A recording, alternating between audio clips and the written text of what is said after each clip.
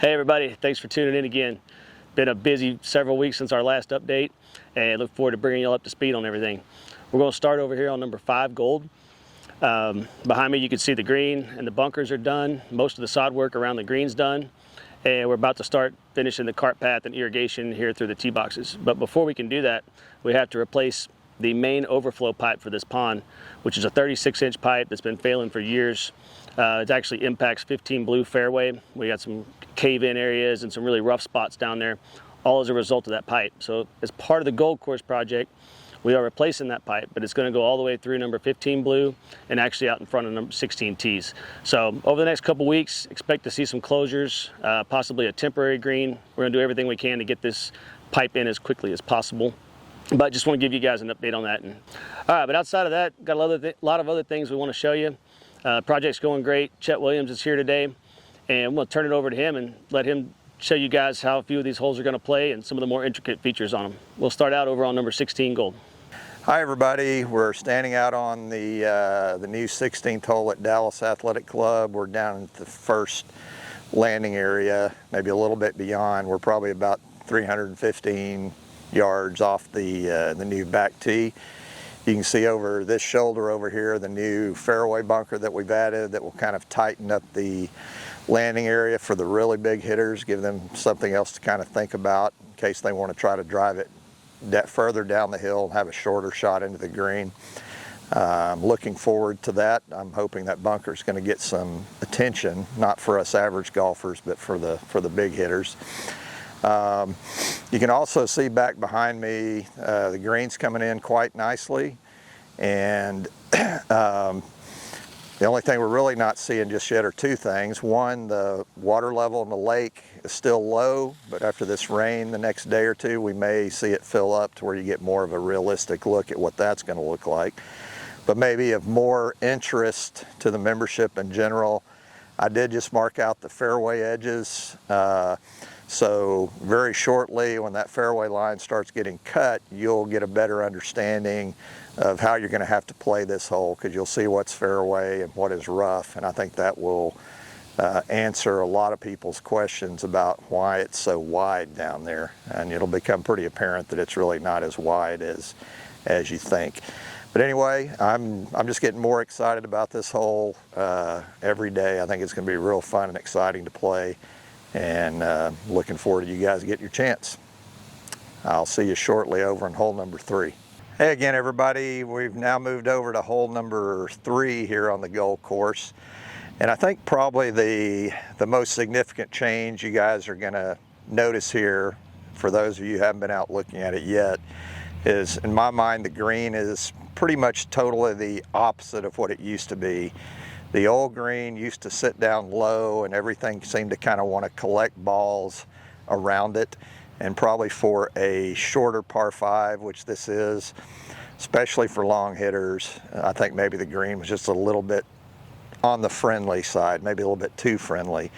So now the green being, as I stated, opposite, now the green is perched up, sitting up high, and instead of everything wanting to collect onto it, everything on the edges kind of falls away from the green. So I'm not saying it's repelling. If you hit a ball on the green, it will probably stay there, but it's not going to do you any favors if you're kind of missing the green left or right or short. You're going to end up with some uphill pitches into a green that's kind of falling off in a lot of different directions. Whereas the old green, everything kind of funneled to the middle. Here everything kind of slopes to the sides. So it's going to be interesting in that regard. It will still accept a well-struck shot. It will hold the green no problem, but kind of marginal shots or ones that aren't hit very well, it may be a little bit more difficult to hold the green, especially the back half, because it actually slopes away from the line of play. It actually slopes out the back toward the homes in the backside. So I think that will add a little bit of extra needed challenge on this hole, and I think it's going to be really interesting. We also are getting ready pretty soon to be mowing the fairway around this green as well before too long, and it's going to be a green that's going to be not completely surrounded by fairway cut, but probably more than 3/4, so a lot of it will be.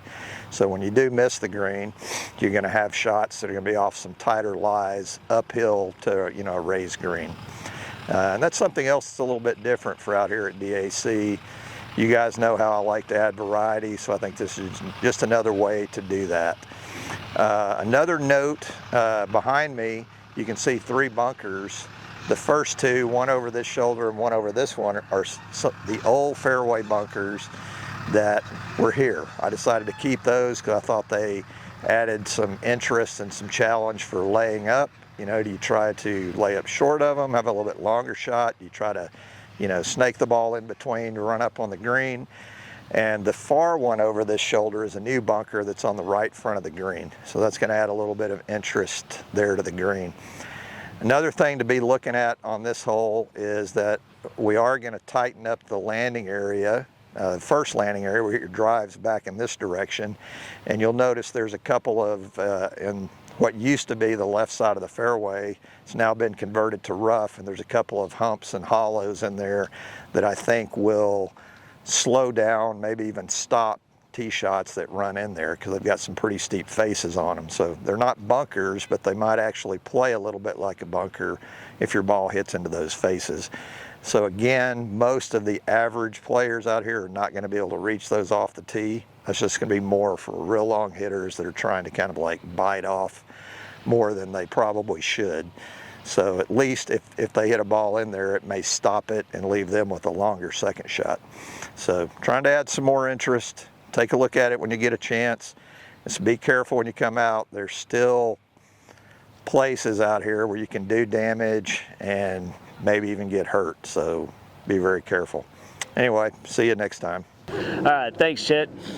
Like you mentioned, we're going to do everything we can to start getting those heights down so that you can really see the definition between the fairway and the rough. Also start establishing the collar lines and approaches. So we're in a little bit of rush on that just to get those in and grown in tight before it gets too cold, but I think we're going to be in good shape. We jumped over here to number 2 gold, where we're going to wrap up today. Behind me you can see the ponds drained down completely. Big excavator back here. You've probably seen the huge pile of dirt from the driving range. What we're doing is putting in the new pump station. So in order to do that, we have a 60-inch column pipe, which is the black vertical pipe going up and down, and a 24-inch pipe sticking out in the pond, and getting really close to putting the finishing touches on those 2 aspects. Once that's done, we'll backfill around it, pour a slab, and bring our new pump station in on a skid, which that can't get here soon enough, especially after this summer when we've been watering both golf courses really with a blue course pump station that hasn't been fully functional. But other than that, everything's going really good. We got greens are now 3 to 4 weeks old. You can see this green behind me here, number 2, is looking good. We got 4 to 5 truckloads of sod coming every day, and just doing everything we can to get down this home stretch. But appreciate everybody watching. Again, thanks for everyone's patience, and check back for more info soon.